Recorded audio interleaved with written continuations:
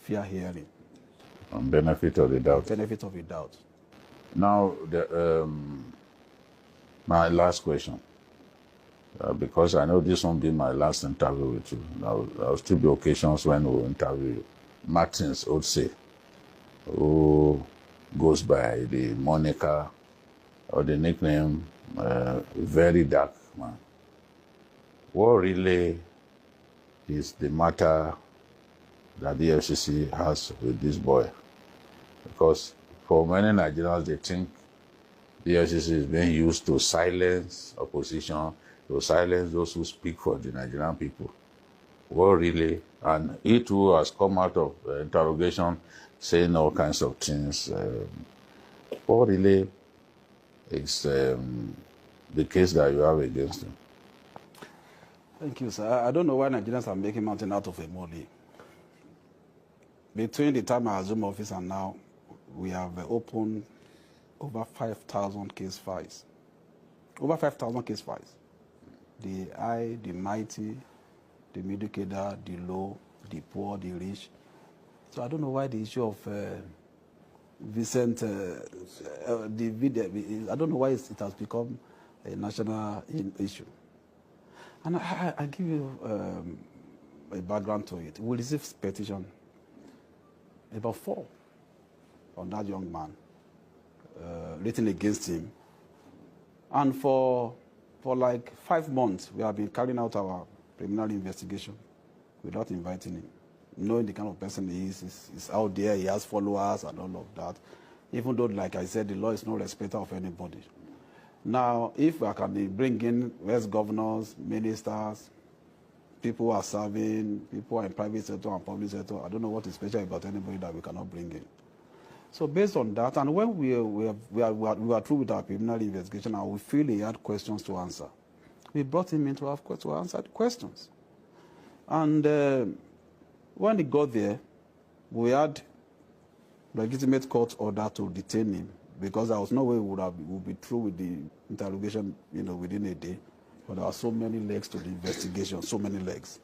And we granted him bail. I directed that they should give him bail the following day. He was given bail. And eventually we released him after some days here. Investigation still continues.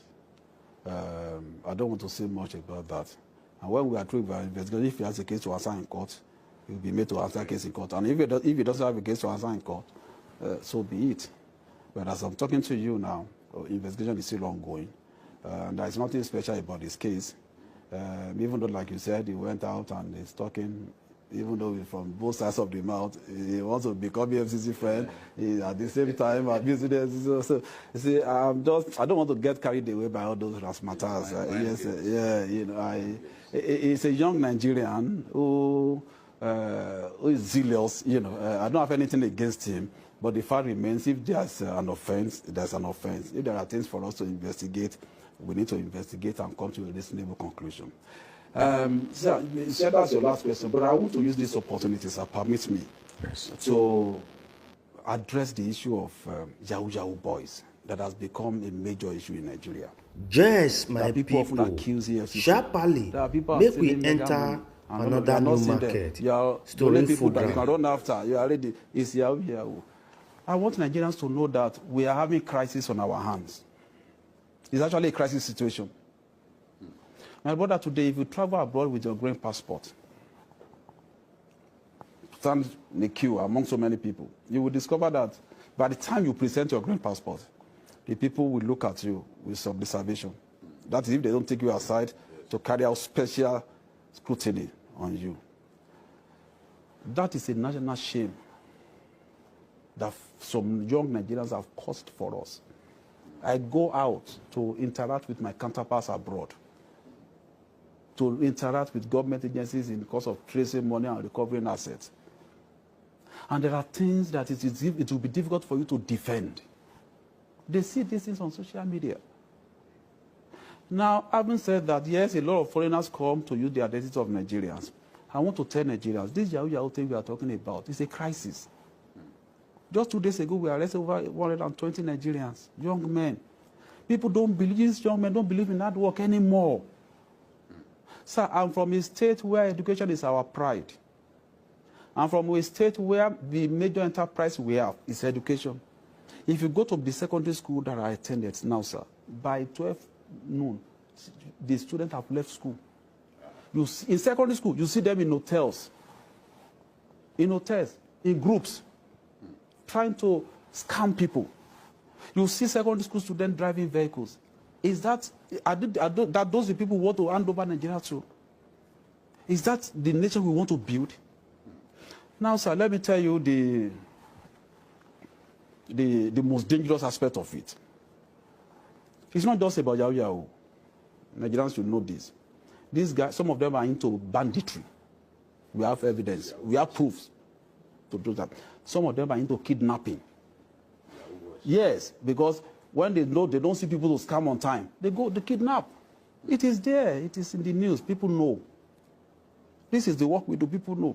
Some of them now, they launder money for the politically exposed persons. So don't see them as Yahoo boys anymore. The traditional way of stealing money is no longer applicable. When they steal government money in billions now, they give it to all these boys.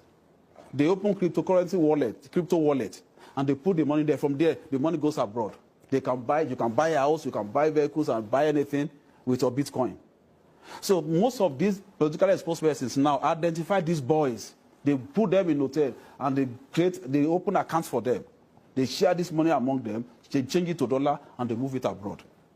So Nigerians should not just look at us looking, no, it's much more than that. As a matter of fact, there was a 22-year-old boy that we arrested. Within 18 months, we saw a turnover of over 5 billion naira in his account. A young boy has never worked in his life, who has no legitimate means of livelihood. 22 years. Over 5 billion naira within 18 months, a turnover. So we brought him in, and we discovered that a lot of money for politically exposed people. The matter is under investigation. The guy is in detention in one of our facilities. So ordinarily you will see him with, maybe we have dreadlock, you say it's just a Yahoo boy, they should leave them, it's just Yibo that they are scamming, $10. No, sir. It's a major crisis. They use them to steal government money now, mostly. A lot of them commit, a lot of them do ritual killing. They use our Nigerians, would they say they don't know that? They use all these our young girls, they do ritual killing. If you get to one of my offices, I will mention, if you get to my exhibit room now, you'll see a black pot that we have there with human hair. One of them that we arrested, under his bed, we brought out a black pot with human hair. Forensic evidence has proved that it was human hair. And these are the people Nigerians that say, leave them. As a matter of fact, what they are doing is not just Yahoo. They are also involved in mega cybercrime. So a young boy of 22 that we discovered that he had a turnover of over 5 billion. If you see that in the account of a director in ministry or a minister, are you not going to cry? Are you not going to shout that this is too much? But we saw it in his own account.